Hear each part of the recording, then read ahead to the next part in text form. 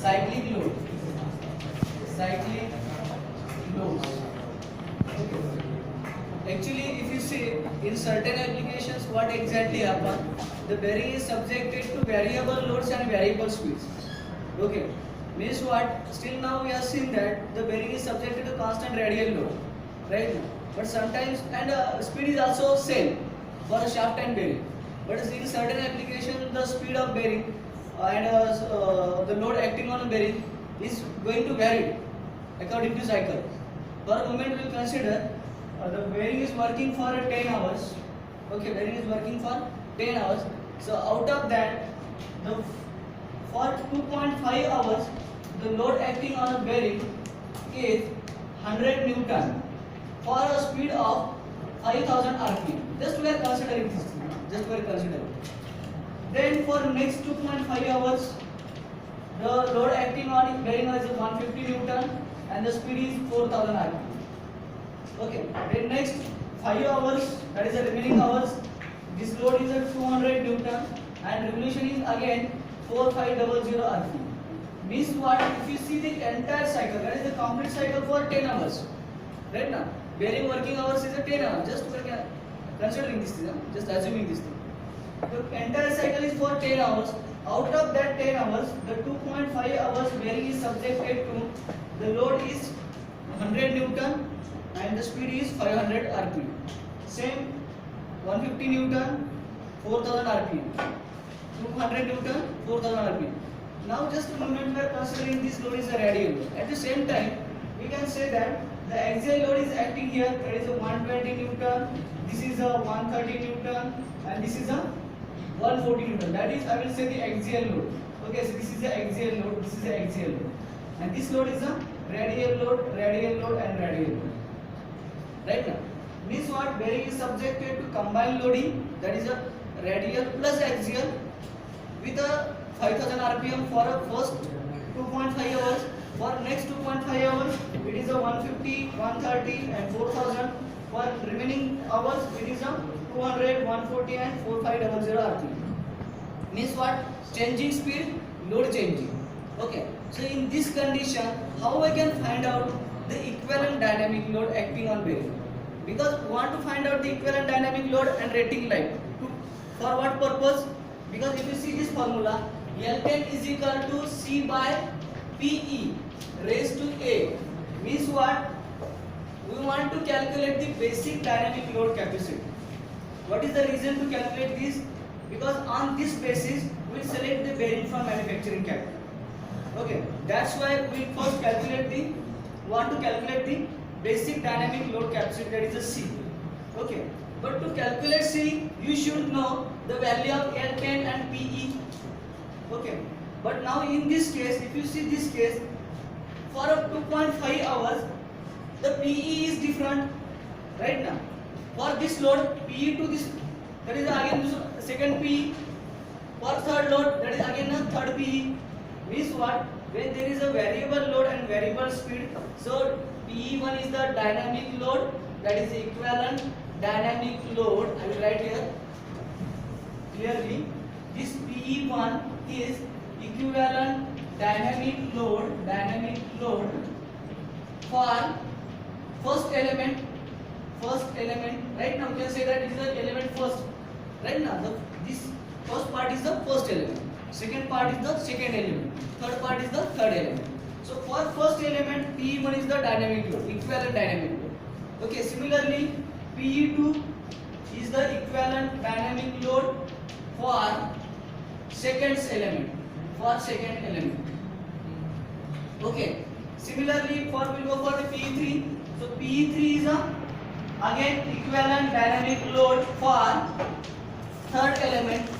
Okay, means what? We have just calculated the individual equivalent dynamic load for a particular fraction of time.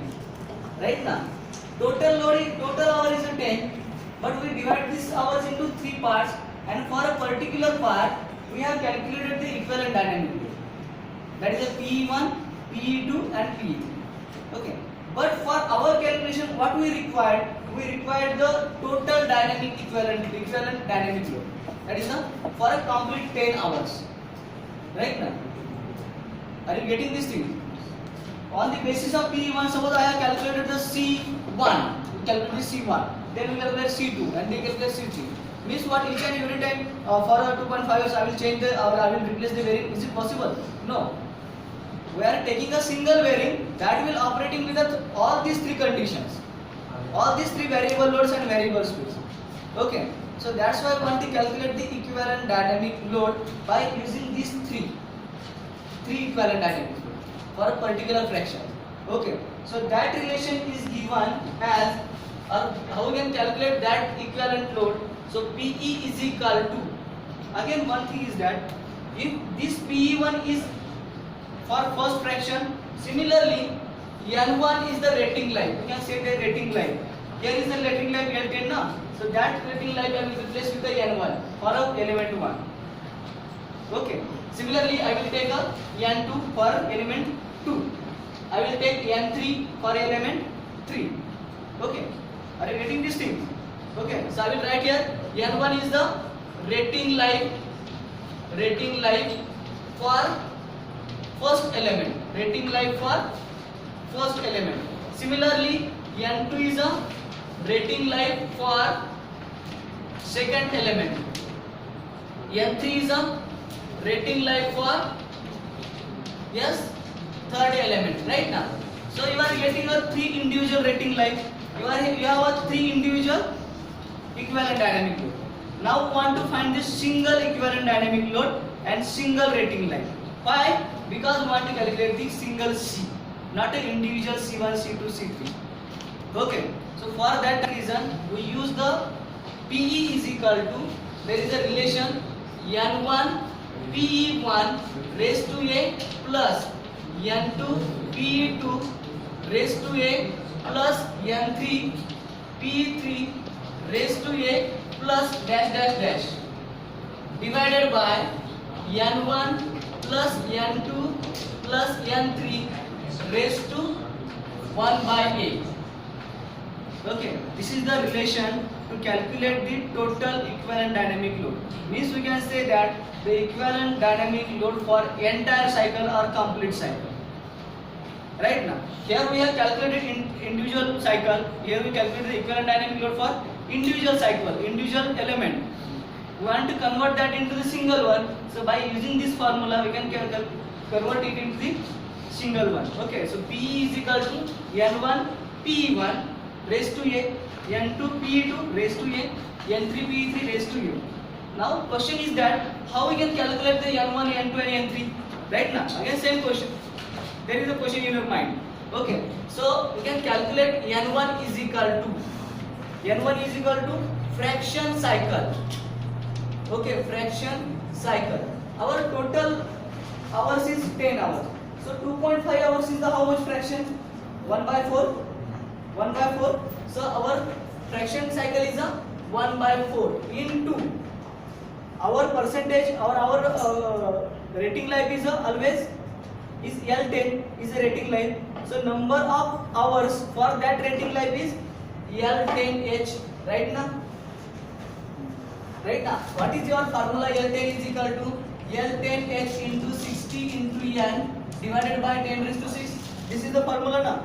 So say we are calculating N1, just we are replacing L10 is a N1. Okay, and we are putting same this formula L10H into 60 into N divided by 10 raised to 6. Just multiplying the fraction of cycle. Okay, just multiply by the fraction cycle. Same we can calculate the N2. So N2 is equal to again 2.5. So 1 by 4 into L10H into 60 into this speed is N1. Now second time speed is N2 10 raised to 6. Similarly, we will take N3 is equal to 1 by 2 right now into L10H into 60 into N3 divided by 10 raised to 6. Means what? In this way we can calculate N1, N2, N3. We have already calculated P1, P2, P3.